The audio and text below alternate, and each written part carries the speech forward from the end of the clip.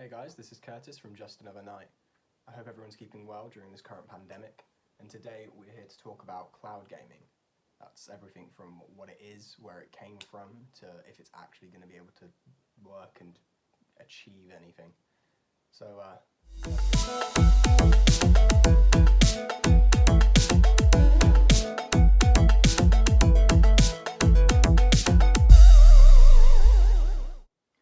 before we get into the video, remember to go down below, like, comment and subscribe, and check out the description where you'll find all of our social media, as well as all the links to our podcast so you can listen to it on your preferred platform. So cloud gaming is currently one of the most important things within the gaming industry. It is widely spoken about alongside virtual reality and augmented reality. This has been proven by Microsoft, who have claimed that their newest rivals are probably Google due to the release of Stadia, and how they're taking a step back from the gaming scene in regards to PlayStation and Nintendo, because they think that the future of gaming is with cloud streaming. There are so many different forms of cloud gaming, and the one that we're going to be talking about today is the one which allows you to stream games via the internet. So we're not discussing stuff like download play, share play, stuff like, remember when you had a DS and used to play Mario Kart and then your friend would come over, they'd have their DS, but not Mario Kart, so you would share play the game so you could race against each other. There's so many different forms of it. Although this is something that is really recent, it's been around for so much longer than most people will realise. So the first time that this technology was kind of spoken about or placed was in the year 2000. This was when Sims was released, the first ever Sims game, and Tony Hawk Pro Skater 2 on the PlayStation 1. So it was a very, very long time ago. So cloud gaming works very similarly to most streaming sites. If you wanted to stream films or TV shows, you'd probably go to Hulu, Netflix, Disney Plus, Amazon Prime Video. You would just open up the website, start streaming whatever you had, so long as you had the subscription, and it would work. So the way that they plan to do it for games is very similar. You would just plug in to an available device with a screen, it would send off the information and then bring back the game. So you would be able to play games on pretty much any system that was capable of running the application. So in theory, it sounds quite simple, and it sounds like it would be worthwhile doing. They've done it with Netflix, they've done it with Disney Plus. You can stream stuff, but there's still some issues involved. And today is what we're going to be talking about, the issues involved. Not necessarily how we can overcome them, but is it worth it? Is there much point in it? And we'll also be discussing the history behind it. So when it all started, who made the first leap, and yeah. So one of the first companies to take this idea and try and do something with it was a company called G-Cluster. So this company started trying to make cloud gaming in the early 2000s, 2010. In 2013, they released a system called the Game Machine. The idea of this was that you wouldn't have to go out, buy discs and play it, but there were so many drawbacks. Our internet speeds weren't enough. There was still a ridiculous amount of download caps, and as a whole, the product just failed. So it was never released to the worldwide market. It was only really released in Japan. They didn't even get around to a US, and I think there were a couple of European countries involved, but it wasn't extensive. The next company to take an interest was a company called Gaikai. It's here, but I don't know how to say it. So this company was one of the ones that made the biggest amount of strides in this area. They performed with Samsung in 2012 and created a gaming platform on there. Since then, they have been bought out by Sony, and they work with PlayStation, and they're currently the people behind PlayStation Now, or at least their technology is. PlayStation are a great example of this with their service that they're running called PlayStation Now. This is a monthly subscription service which allows you to download and stream games straight to your PlayStation. Also has the accessibility for share play, so this will allow you to stream games to your computer from your PlayStation. This works on a monthly subscription, and they have quite an extensive catalogue of games, but most of them aren't current, so you don't get a lot of new releases. It works very similarly to that of the Xbox Game Pass that works for the PC and the Xbox, but it's just Sony's kind of take on it with more of an emphasis on cloud gaming. One of the biggest and most well-known strides in this is most probably Google Stadia. So with Stadia, it started off incredibly. Like, their marketing for it was brilliant. There was so much backing it. Everyone was so excited for it, and then they kind of ruined it. So if you haven't heard about the rocky launch of Stadia, I would recommend giving it there's probably videos all over YouTube about it, to be honest, or you can just read some news articles. But to sum it up, essentially what happened was they launched the product on the day, they sent it out, a lot of people got the product either a bit late or quite late, and then even the people that did get the product on time, there's an activation code that goes with Stadia. So once you plug it in and get set up, it's like, oh, you need to activate the system.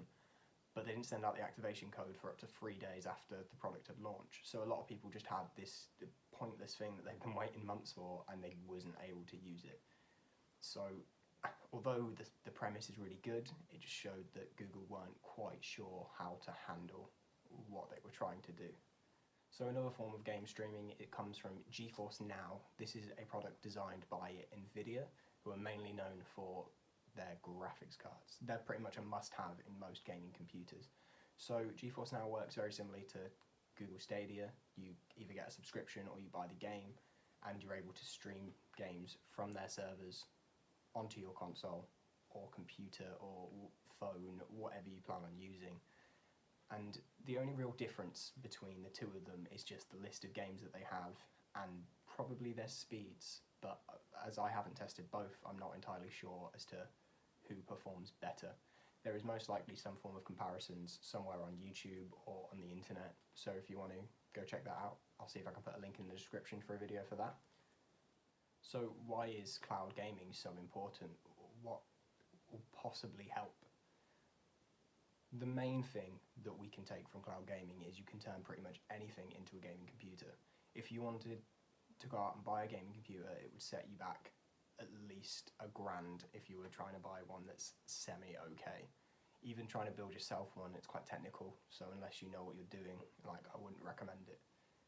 With the use of cloud gaming, you can plug it into anything. Like, even Google Stadia, although it only works with certain phones, you can turn your phone into a gaming device that will be able to run pretty much anything that's on Stadia, which is incredible, and like, it's leaps and bounds ahead of everything else that we know. So in theory, it sounds like probably the best thing to do, but sadly the cons do outweigh the pros at this point in time. With not having enough access to high-speed internets, people having download caps still, it makes it so it's very, very difficult.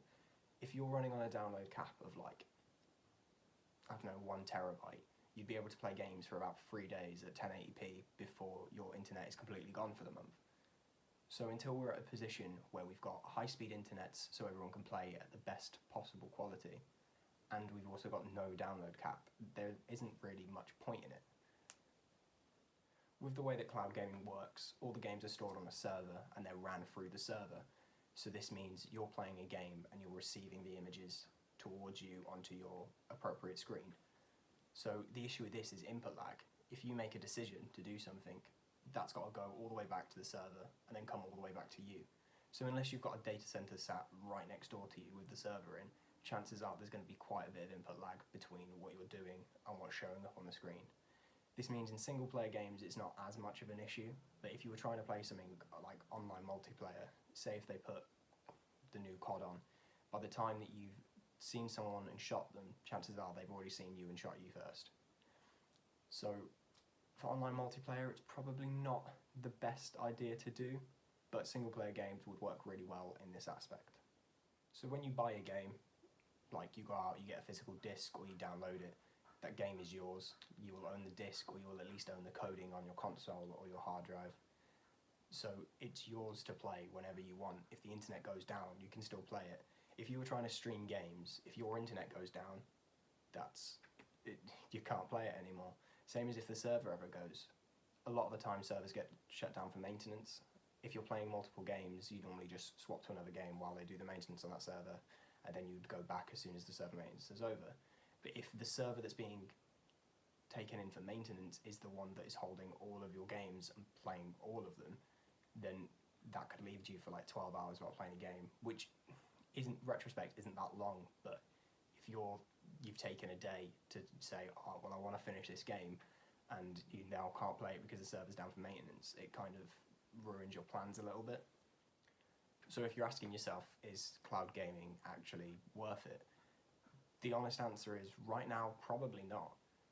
Unless you are one of the 1% of people that runs on high-speed internet all of the time, you have no download cap, then honestly, there's not much point.